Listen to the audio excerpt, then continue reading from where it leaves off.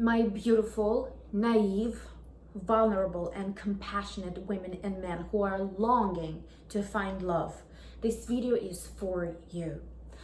How to avoid online dating scam. How to avoid online dating scam. Wish I could walk around with my love gun and shoot at everybody's hearts to see compassion. So let's talk about scam in general. What is scam? Scam is something that is not true, it's fake, it's a lie. The biggest scam out there, it's called Nigerian scam. It's been around since 1920s, before it was done via mail, and now they do it via email, internet. I'm sure you've gotten those emails that saying, oh my gosh, you won a lottery, you won in a million. And it looks very legit because they claim that they are from England and there is some Liverpool English bank, and they verify you. They ask you all these questions, and then they basically ask you for $10,000 in legal fees in order to wire you $1 million, or however they promise. My roommate almost fell for it, and that's how I know it's $10,000. So they asked me for $10,000, and it's still happening. I was almost scammed 3 times. Once via Facebook. I was very lonely, and this guy, he was from former Soviet Union. He wasn't Russian, but he was from some sort of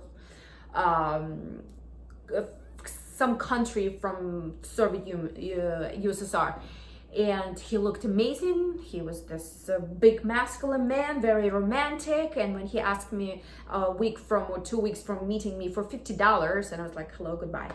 And then the most heartbreaking scam story is when I was shopping for English bulldog puppies, and they usually cost $2,000, $3,000, and I found these amazing looking English puppies for only $400.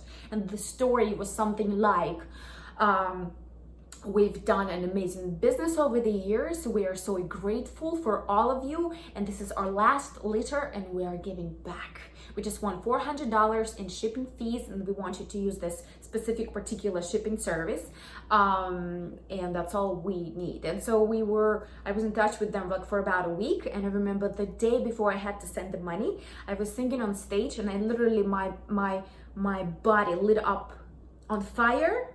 Whew, I remember that feeling, and I had this innate knowing that it's a scam, don't do it. And even then, I reframed it because I already established an emotional connection with that beautiful puppy that didn't exist. Maybe it was those pictures looked old. So you get all these red flags, but you refrain from them because you want it so badly.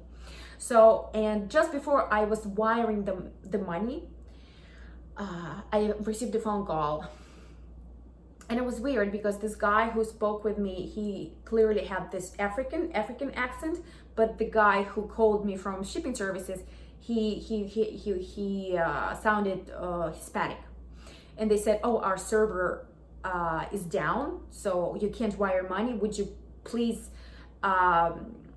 send us money via Western Union? That's what they always do. Western Union money order. Cash, basically, they want cash. And whenever you hear that, it's a red flag, but we'll go over them. And then I was like, okay, no. And I went on the site, not the English bulldog site, but the shipping services site, and I dialed all the numbers, and none of those numbers were in service. So let's dive into how to spot red flags on dating sites. The story is too good to be true. Number one, the story is way too good to be true. They look too good to be true.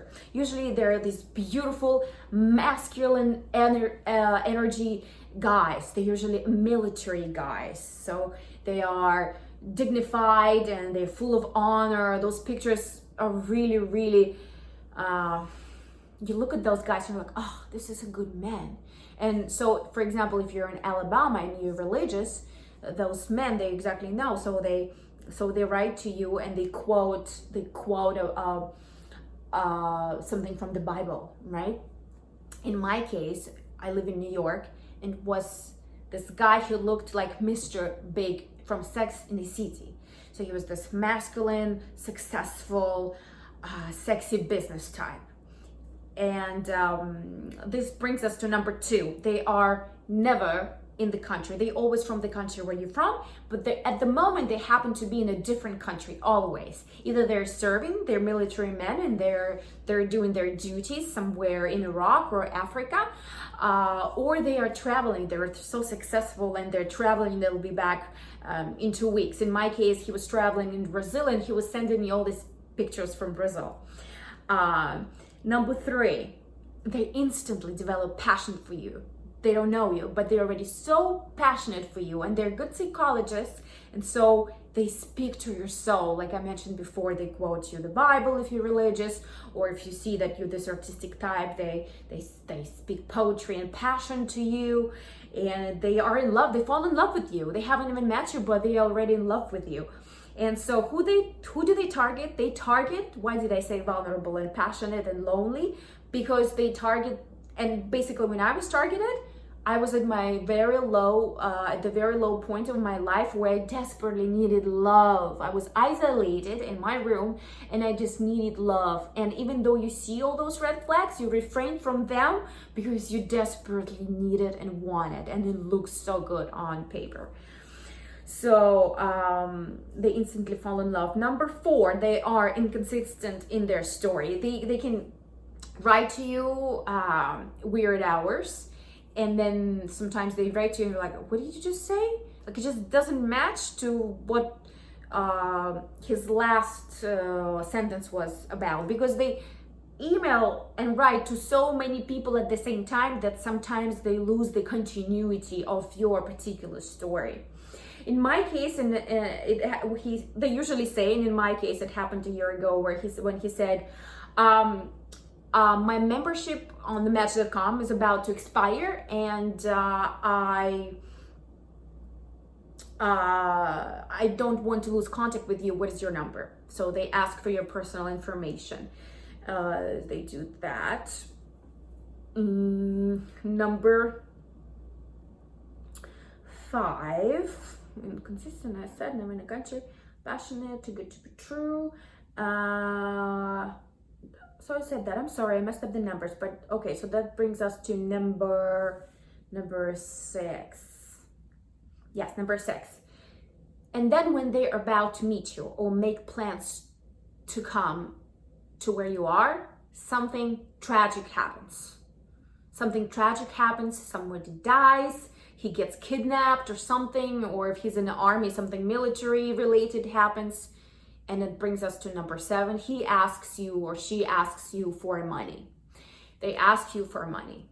So 2 weeks, month, maybe more, this connection is established, and you won't believe how many women, I don't know about men because I haven't dealt with men, but how many women send money. Do actually men send money? Please leave me in the comments if they do. I know a friend of mine, she sent $1,500 to a military man. And she already told me this after the fact. She's like, I feel funny. And she told me that. I'm like, of course it's a scam. Of course it's a scam. So my Brazilian guy, he never actually got to ask me for money because I spotted that something was wrong. And I was actually like, what's going on? Like, this is not okay. And he never wrote to me because he felt that I knew that he was a scam artist. Actually, I did not know, but I found out it yesterday for sure. As I was doing research for this video, I actually took his number and I put in a search engine to find out, and his name, L something name, did not match the name that number was assigned to, and it was some African name. Those guys are mostly from Africa, Philippines, India. So let's talk about how to avoid it. Number 1, always trust your intuition. All of you know that something is off, but the only reason you go on because you're desperate, because you're lonely. But you always have these innate feelings. Something is like, there's this quiet whisper of intuition is telling you, pay attention, something is off. Do not neglect it. It's right. Number 2, never send money. Never send money to anybody. How many times you've gotten this message via Facebook? Hey, I'm in London, I got robbed, my wallet and passport are stolen, send me the money. And you actually know the person, but in 2 hours later you receive a message, hey, somebody broken into my mailbox, please ignore the message. I'm not in London, everything is fine, right? So don't send money ever.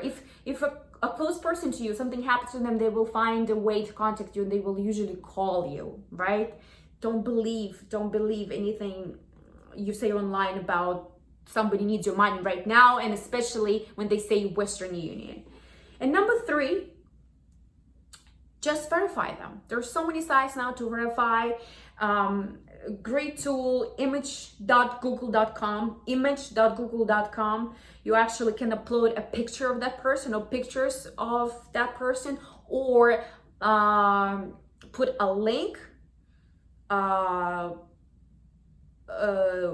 link to where you found those pictures, from the website that you found those pictures, and that service, and it's free. I think it's free. It will actually, it could bring you to an actual person, who that person is, whose pictures the scammers are using. It actually didn't work for me, but for some people it does. But when I verified yesterday, I verified the phone number, New Jersey phone number, and it wasn't L at all. It was some Nuwakwa, something African descent.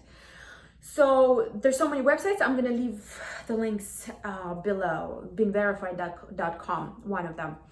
So my darlings, do not let these unpleasant stories discourage you, because people do find love online all the time. There are more successful stories than unsuccessful incest stories like this.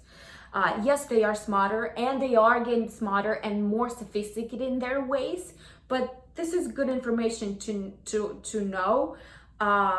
So go ahead and be aware, and go ahead and fall in love, and don't be scared. They are smart, but we are smarter. That's it for today. Ring the bell, comment below, subscribe, and I will see you at our one-on-one session. I love you. Wish I could walk around with my love.